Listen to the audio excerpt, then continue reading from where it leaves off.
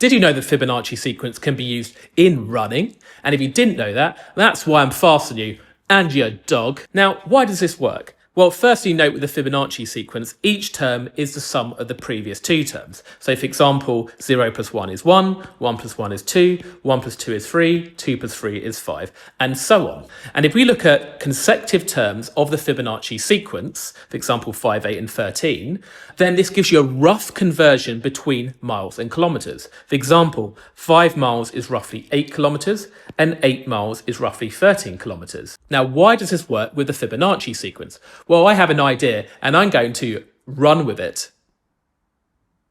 Now, if we look at the scale factor between consecutive terms, for example, the scale factor between 5 and 8 is 1.6, and note that 1 mile is roughly 1.6 kilometres. Can you see, as we go down the Fibonacci sequence, these scale factors gradually change less and less and less. They seem to be approaching some fixed value. Now, what is that fixed value? How can we work it out? Well, if we assume that we go far down enough the Fibonacci sequence, that ratio, that scale factor is not changing, let's call that R, then if we have one particular term of the Fibonacci sequence, let's call it A, then if that scale factor is R, then the next term would be AR. And then if we have that same scale factor, because we're saying it's not really changing anymore, the next term would be AR squared. Now, in a Fibonacci sequence, we said that each term is equal to the sum of the previous two terms. That gives us an equation that we could solve. Now, if we divide by a first, because we know it's not 0, so we've got 1 plus r is equal to r squared.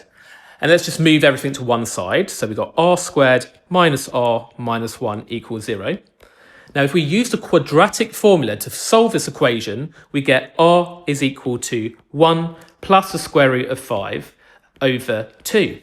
Now, this value is a very special value, and it is the golden ratio. And we can use the Greek letter phi to represent the golden ratio. Now, the reason why this relates to running is because the golden ratio, which is roughly 1.618, is approximately equal to the scale factor between miles and kilometres. Isn't that amazing?